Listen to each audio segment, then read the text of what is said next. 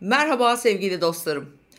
Nasılsınız? Herkes ekranlarının başına hoş geldi. Evet, Yengeç burcunda dolunay. Bu dolunayla ilgili size çok önemli bazı noktalardan bahsedeceğim. Aslında haftalık burç yorumlarında herkes için nasıl bir gelişme olabileceğinden bahsettim. Fakat bu dolunay tam olarak 14 Ocak günü gerçekleşecek. Çok önemli, neden? Çünkü bir dönüm noktası bu dolunay. Biliyorsunuz ki 2007 yılına gidin diye geçen videolarda söyledim size. Çünkü bu dolunayın benzeri 2007 yılının son ayında gerçekleşti ve 2008'e girdiğimizde de devam etmişti aslında.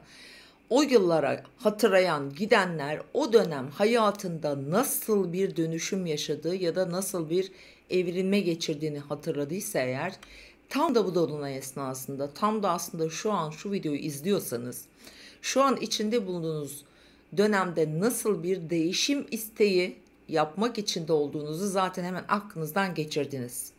Çünkü yengeç demek hem duygusal olarak bizi geçmişe götürecek anlamına gelir ve gelecek planda, bakın yine çok önemli bir tarih vereceğim arkadaşlar. Bu dolunayı mutlaka herkes için geçerli bu arada.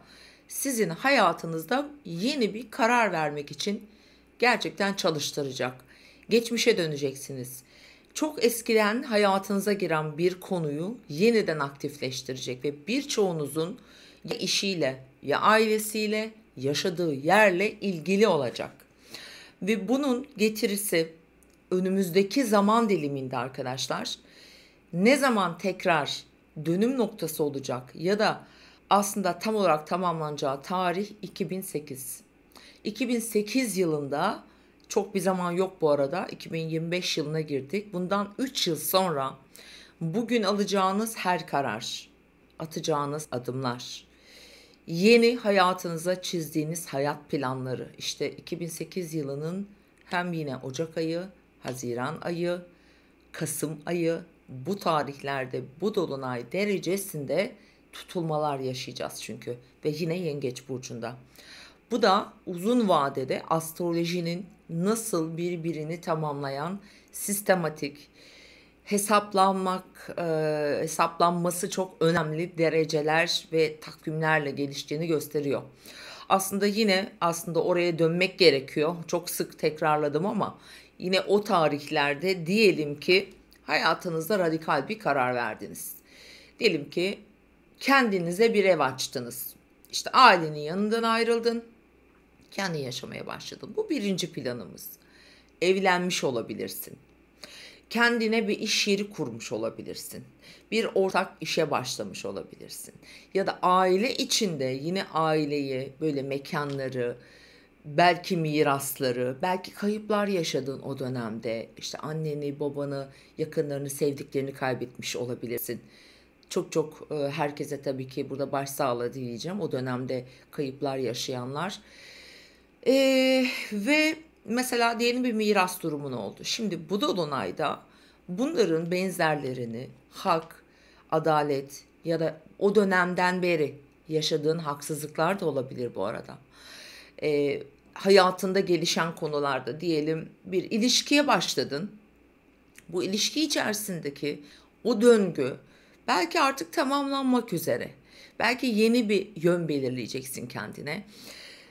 Eski alışkanlıklarından, köklerinden ayrılmış, başka bir yöne kendine yol çizmiş olabilirsin. Yine bu dolunayın etkileri. Çünkü Mars arkadaşlar Yengeç burcunda ve o dönem yine Yengeç burcunda retroydu ve Mars'ın bu döngüsü işte 2007'den sonra bu sene 2025'te tekrar ediyor çünkü yine Mars retro. Bununla beraber hani Mars'ın retro olduğunu belirteyim ki daha iyi anlayın. İçe dönük çalışıyor. Ve Mars'ın Yengeç burcunda olması ve tam şu anki dolunay, evet, güzel etkileri var bu arada, bakın. Çok cesur etkiler alacak, birçok desteği var dolunayın, çok yardım geliyor, iyicil etkileri var. Hemen altını çizeyim. Bu dolunayın içinde bir de Venüs'ümüz çok güzel bir yerleşimde Balık burcunda. Bakın, bu dolunayın içinde sevgi var, aile özlemi var, aidiyet duygusu çok yüksek, aşk var, çocuklar var, özgürlük duygusu var.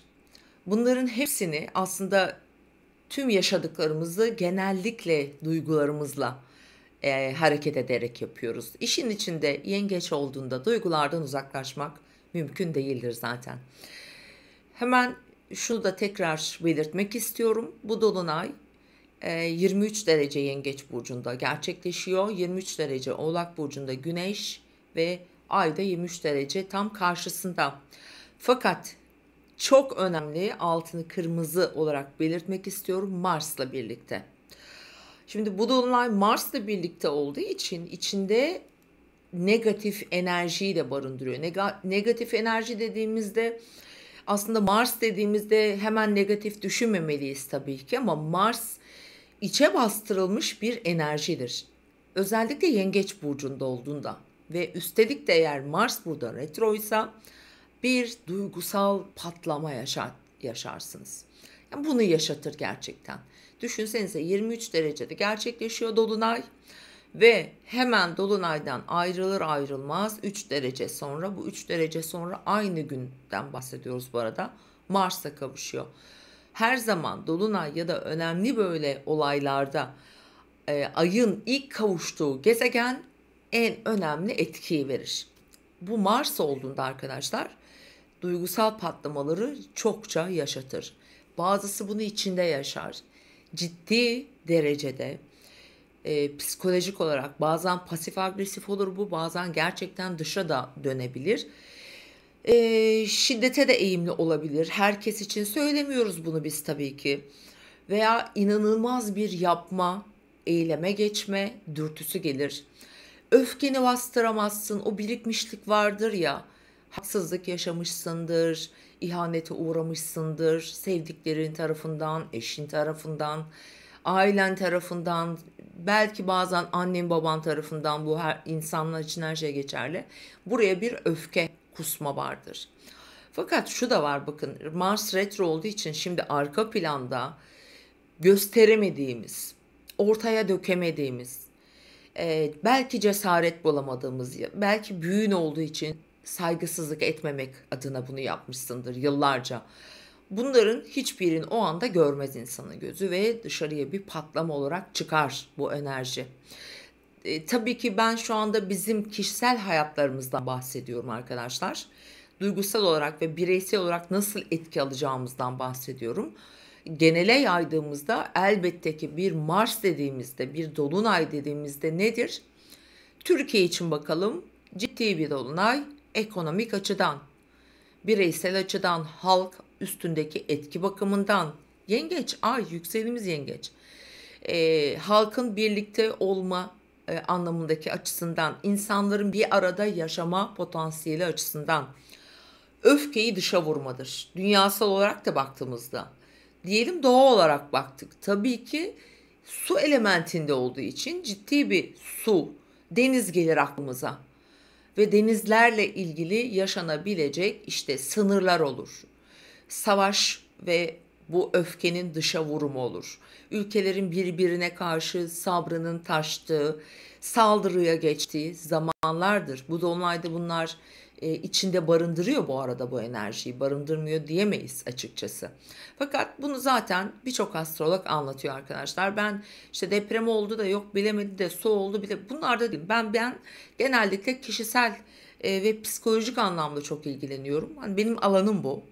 O yüzden de size altını çizeyim şimdi tekrar. Bu dolunay size nasıl bir karar aldıracaksa arkadaşlar, hangi yöne gideceksiniz? Şimdi diyecekler ki işte hocam, Deniz Hanım, Emine Hanım, ben Mars retro, bu dolunayda önemli bir karar aldım, İşimi değiştiriyorum diyeceklerdi. Acaba yapmasam mı? Bakın arkadaşlar, Mars o kadar uzun bir süre retro kalacak ki, bir Merkür retrosu gibi değil mesela. O yüzden burada karar vermek, evet büyük adımlar atmak, radikal değişimler yapmak elbette, eğer elindeyse, süren varsa bekle derim. Ne zamana kadar? 25 Şubat'a kadar. 25 Şubat'tan sonra Mars retrosu bitiyor. Fakat doğum haritalarını çok incelediğim için ben bu konuda artık uzmanım. Bazı insanların da bu değişimi yapması gereken zamanlarda olduğunu söyleyeceğim.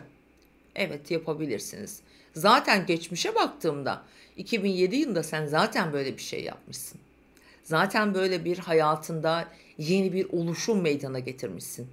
Bunu artık değiştirmek, bununla ilgili farklı bir yöne gitmek gerekiyorsa zamanı gelmemiş midir? Farz edelim Mars retro değilken yaptın. Hayatımız böyle değil midir?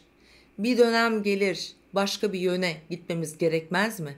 O yüzden eğer bu soruyu soruyorsanız elbette ki nasıl bir karar vereceğiniz, doğru mu yapacağım, yanlış mı yapacağım, acaba gerçekten yapmalı mıyım bunu? Bu tabii ki önemli, doğru mu yanlış mı yapacağım, ama insan şurasında bunu hisseder. O yüzden burada duygularınıza biraz yoğunluk katan bir zaten dolunay. Fakat şimdi Merkür'ün de desteğini alan, burada işin ucunda Venüs olan, demek ki duygusal anlamda ihtiyacın olan bir şey yapıyorsun aslında. Benim burada asla yapma diyeceğim şey, sakın o Mars'ın o öfke kontrolüyle, böyle hırsla, öfkeyle sakın yapmayın. Asla yapmayın. İşte o zaman kaybedersiniz.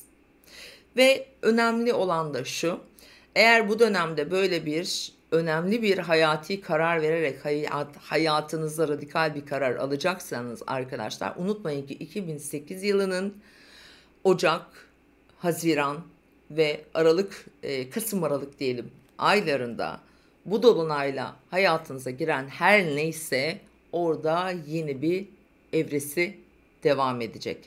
Ve o zamana kadar da süreceğini unutmayın. Yani nasıl sürer orasını bilemem. O kişiyle alakalı. Ama 2008 yılına kadar sürecek bir şeye adım attığınızı unutmayın. Bunu söylemek istedim. Araştırıp baktığımda mesela özellikle 12 Ocak 2028 ilk başlangıç tarihi olacak. Bu bir verdiğim tutulma tarihidir.